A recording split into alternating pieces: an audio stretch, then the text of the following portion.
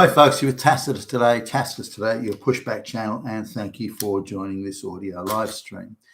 In this essay, I'd like to talk about a few topics that sort of merge into one, really. That's the mass immigration to the West, the large number of Muslims that are in that mass immigration, and then the recent election of or success in the Dutch election of Geert Wilders. Geert Wilders is the leader of now the largest political party in the Netherlands.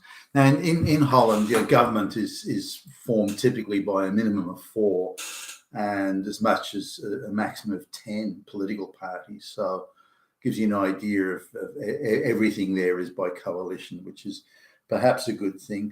It's a marvel that over the last 20 years or so, they've been able to put together a bunch of parties that are all super pro-globalist in Holland, and they've been able to do this time and time again. Anyway, the recent election, it was only a week or so ago in Holland, had Wilders' party coming in with by quite a decent margin, by the way, a majority of or the largest party in the parliament. Now, whether or not he can become the prime minister is still a matter for discussion. There's a lot of horse trading and so on going on there in the background, but it'd be difficult for any government to form without him being involved, or at least approving of the coalition. But there are effectively 4 parties that have, between them, just over 100 seats in 146 seat parliament. So if all the other parties sort of gang up against Geert Wilders' party, then he'll struggle a bit.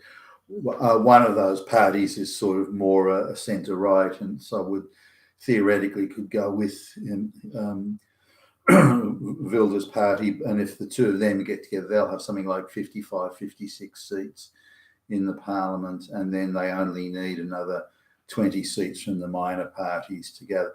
The Farmers' Party would probably throw in their lot with them. I think they've got 9 or 10. So then they only need 3 or 4 of the other minor parties. Some of them, quite a few of them, really single-issue parties. So it's quite feasible that he could become the next prime minister. The other option is, in order to soften the image, he could let the other major party, that I think they've got 20 seats, the other major party, he could give the prime ministership to that guy, but then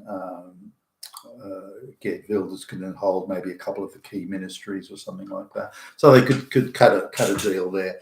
But it's going to be very difficult for any government to form without including his party in some way, or at the very least receiving its approval. So now, naturally, the political, the globalist controlled media has gone into absolute meltdown. I'm surprised that the election must have caught them by surprise, because I think if the globalists had known that he was going, that Geert Wilders was going to do so well, they'd have somehow nobbled the election, like they did the American presidential election to stop Trump. So you think they'd have rigged the election. If they can rig an American presidential election, they can rig any election. So, but whether that happened or not, or whether Geert Wilders would have got an outright majority or something like that, and they nobbled some of his vote, but not all of it. But anyway, the globalist control media has gone into meltdown. He's a Nazi, he's a fascist, he's neo-Nazi, far right, and so on and so forth. Now, what's the basis of claiming that he's far right? Well, there isn't a basis. I haven't seen a single article that said he's far right because of this or that, or he's done this, or said he's going to do that. There's talk about that he wants to, they've over exaggerated. He wants to ban all Muslims. He wants to Muslim. He is so Islamophobic.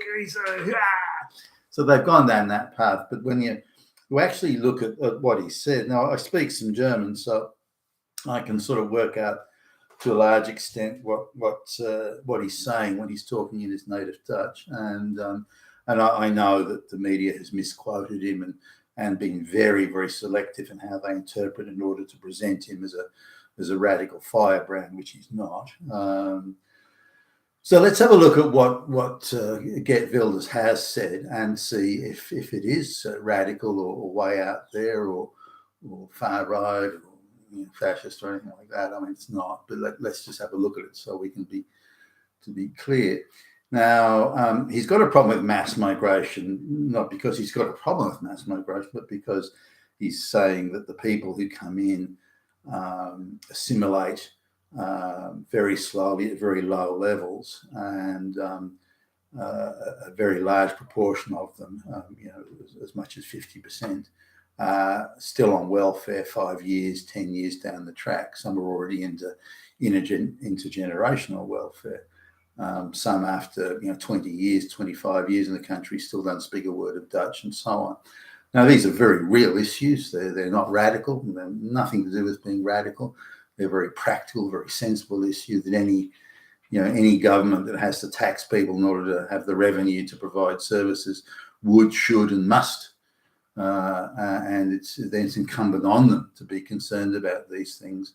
And so, well, you're welcome to come here if there's a job for you, if you have skills, if you have qualifications, if you speak a language, if you're fitting in, all that sort of stuff. You're welcome to come here, which is again a perfectly reasonable position to take. Now, the second thing Geert Wilders talks about is, and he's quite clear about this, it's not like it's a mystery or anything like that, is that a large number of people that come from the Muslim countries are extremely devout. They're very pious in Islamic sense, and they want to have their own Sharia law courts and customs. They want to they want to live a Sharia life, which is the religion and the life and how you behave day to day, the legal system. It's all integrated into one. So it's not like you can. You need to really be not devout at all if you're going to integrate into a Western society that has common laws rather than religious laws. So Geert Wilders says that if people come to the West, or in this case Holland, of course, that they have to abide by the laws of Holland and the laws of the Constitution and the requirements of the Constitution and so on. And they come to Holland not wanting and not intending to abide by the laws of Holland or to accept and honour the Constitution of Holland. So he's saying if you want to come to Holland and you don't want to accept the laws and you don't want to accept the Constitution, then why do you want to come? Why would you want to be here if you want to live a completely different life and as in Sharia law and so on? And you want to live strictly and devoutly and piously with great piety according to the Quran. Why would you want to come to a Western, Christian democracy and with a constitution? Why would you want to be here if indeed you don't want to accept any of the laws or you barely tolerate the laws, only insofar as you can get government handouts? Then Geert Wilders is saying, well, why would you want to be in a Western country if you're only coming just for the handouts and nothing else? Then really should you be here at all? And if you're not prepared to accept the laws and the Constitution, then shouldn't you go to another Sharia law country where Sharia law is observed and where the Quran is with great piety is applied to all aspects of daily life? Geert Wilders says, well, wouldn't you want to go to a country like that? Now the argument comes back, yeah, well, okay, sure, but those Islamic countries are poor countries. The wealthier Islamic countries, say, they've got a lot of oil or something. They're not wealthy outside of the oil. Those Islamic countries don't want to accept the mass migrants.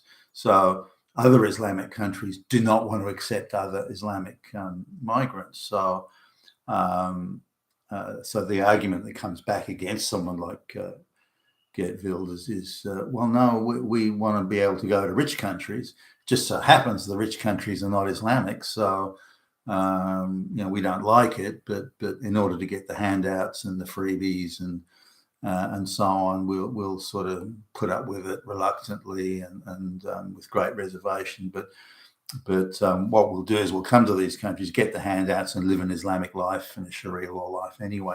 So Geert Wilders is quite reasonable. He says, well, hey, that's not a reason to come. If you want to come to Holland, then you need to embrace the language and the laws and so on.